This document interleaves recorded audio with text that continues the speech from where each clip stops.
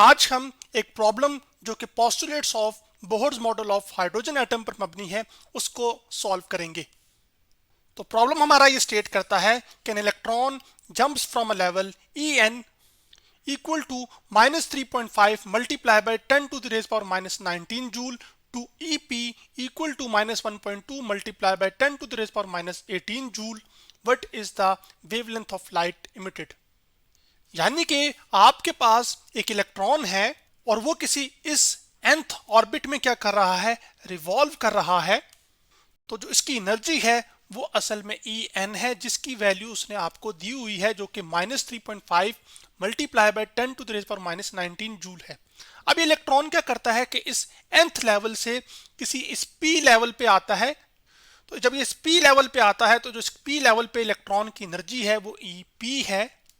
तो आपने ये मालूम करना है कि जो लाइट इमिट हुई होगी उसकी वेवलेंथ क्या होगी जब इलेक्ट्रॉन ट्रांजिशन करेगा from nth energy level to p energy level तक।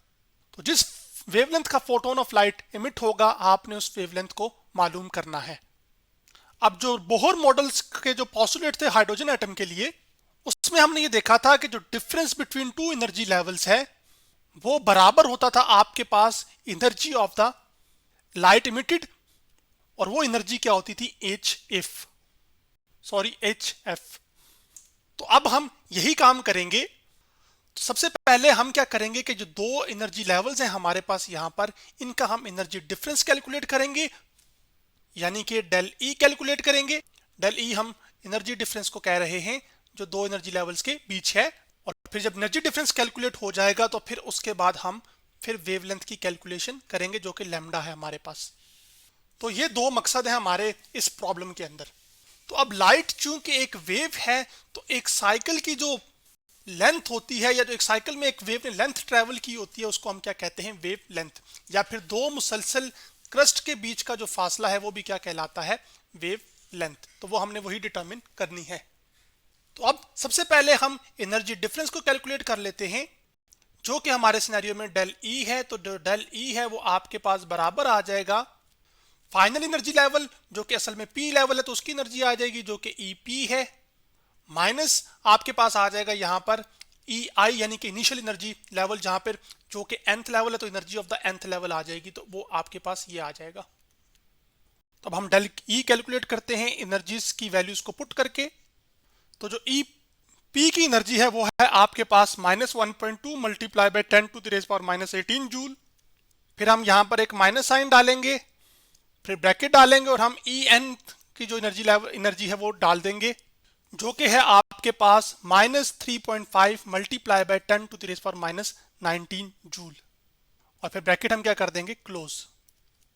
तो अब ये माइनस और ये माइनस क्या हो जाएगा, प्लस हो जाएगा। तो आपके पास आ जाएगा minus 1.2 multiply by 10 to the raise power minus 18, और फिर माइनस माइनस क्या हुआ, प्लस। तो आपके पास आ जाएगा 3.5 multiply by 10 to the raise power minus 19 joule. तो अब यहां से डेल ई निकल कर आ जाएगा और हम कैलकुलेटर की मदद से, अच्छा अब ये है कि ये आम नंबर्स की तरह तो हम ऐड कर सकते हैं, लेकिन यहाँ पर मसला ये आ रहा है कि आपके पास यहाँ पर 10 to the raise power minus 18 है जबकि यहाँ पर 10 to the raise power minus 19 है। तो नंबर्स की तरह ऐड करने के लिए हम क्या करते हैं कि सबसे पहले इनकी पावर्स को सेम कर लेते हैं। तो हम क्या करते हैं कि ये जो माइनस 1.2 है इसमें से एक जो डेसिमल है उसको हम राइट पर शिफ्ट कर देते हैं, तो पावर में एक नेगेटिव 1 आ जाएगा। तो फिर इसको हम लिख सकते हैं minus 12 multiply by 10 to the raise power minus 18 एक होगा, और साथ एक डेसिमल की वजह से, जो डेसिमल हमने राइट पे शिफ्ट किया तो उसकी वजह से एक पावर क्या आ जाएगी, माइनस 1। तो माइनस 18 और माइनस 1 कितना हो जाएगा, माइनस 19। तो मैं डायरेक्ट ही लिख लेता हूं। तो अब मैं यहां पर लिख लूंगा माइनस 19 आपके पास, फिर प्लस आ जाएगा और साथ आ जाएगा 3.5 multiply by 10 to the raise power minus 19। अब चूंकि दोनों टर्म्स के अंदर 10 to the raise power minus 19 है तो हम इसको कॉमन ले लेंगे राइट हैंड साइड पर।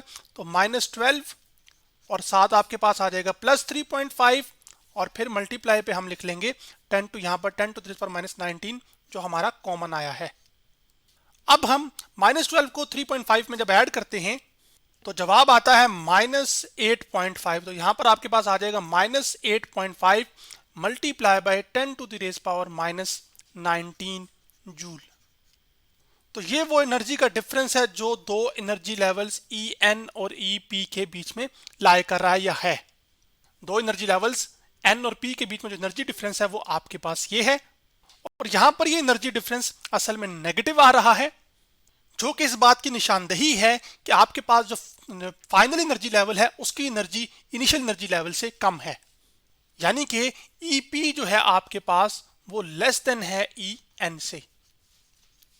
अब हमारे पास चूंकि डिफरेंस ऑफ एनर्जी लेवल आ चुका है, तो अब हम इस एक्सप्रेशन का इस्तेमाल करके वेवलेंथ ऑफ लाइट को क्या कर लेंगे, डिटरमिन कर लेंगे जो इमिट हुई होगी। लेकिन यहां पर हमारे सिनेरियो में जो इनिशियल एनर्जी लेवल है वो ई एन है, जबकि जो फाइनल है वो आपके पास पी है, तो इसकी एनर्जी पी है। तो आपके पास जो डिफरेंस ऑफ एनर्जी होता है ये फाइनल माइनस इनिशियल होता है।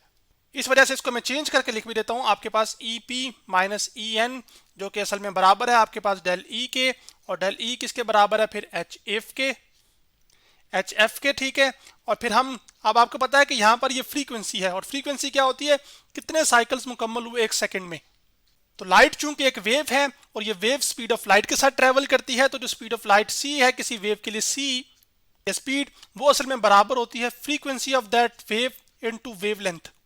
तो हम यहां से फ्रीक्वेंसी की वैल्यू को डिटरमिन कर लेते हैं, और वो आपके पास आ जाएगी सी बाय लैम्डा, क्योंकि लैम्डा इधर मल्टीप्लाई तो जाके क्या हो जाएगा, डिवाइड। तो यहां पर आप जाएगा F is equal to C by lambda. फिर हम क्या करेंगे कि जो सी बाय लैम्डा की वैल्यू हो यहां पर सब्स्टिट्यूट करेंगे ताकि वेवलेंथ को डिटरमिन कर सकें।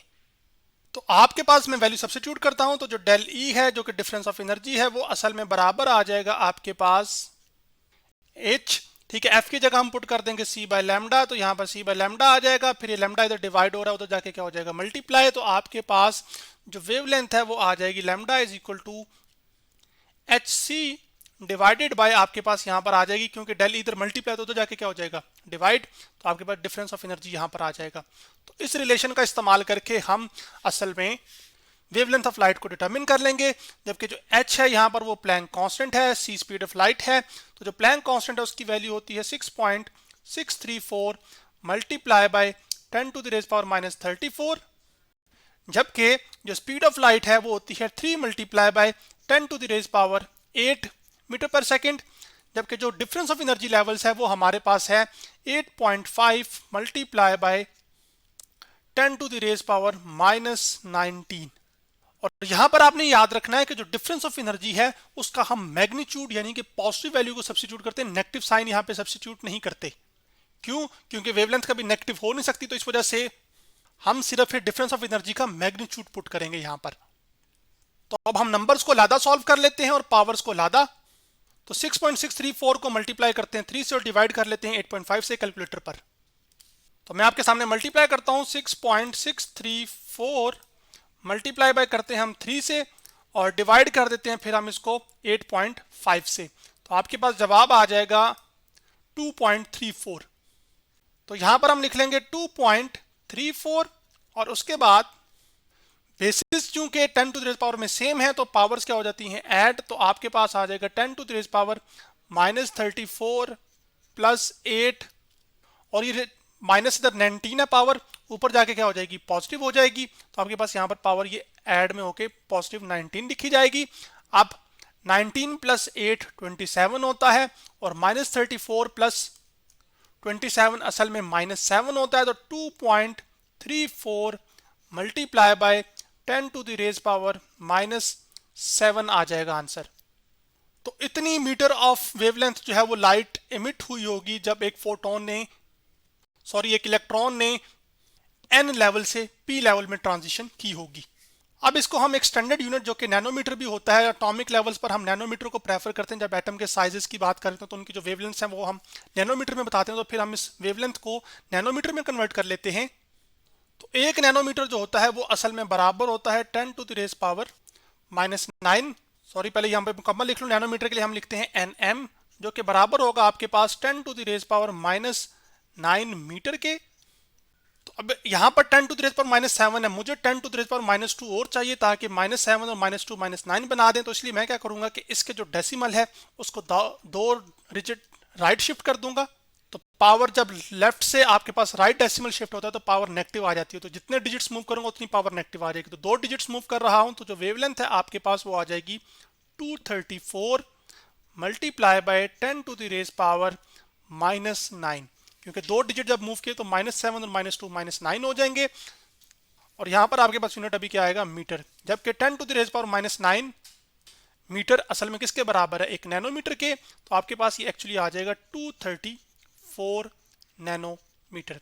तो इतनी wavelength of light in nanometres emit हुई होगी जब एक इलेक्ट्रॉन ने एन एनर्जी लेवल से पी एनर्जी लेवल में ट्रांजिशन की होगी। तो आज हमने एक प्रॉब्लम जो कि postulates of Bohr model of hydrogen atom पर मबनी है उसको सॉल्व किया।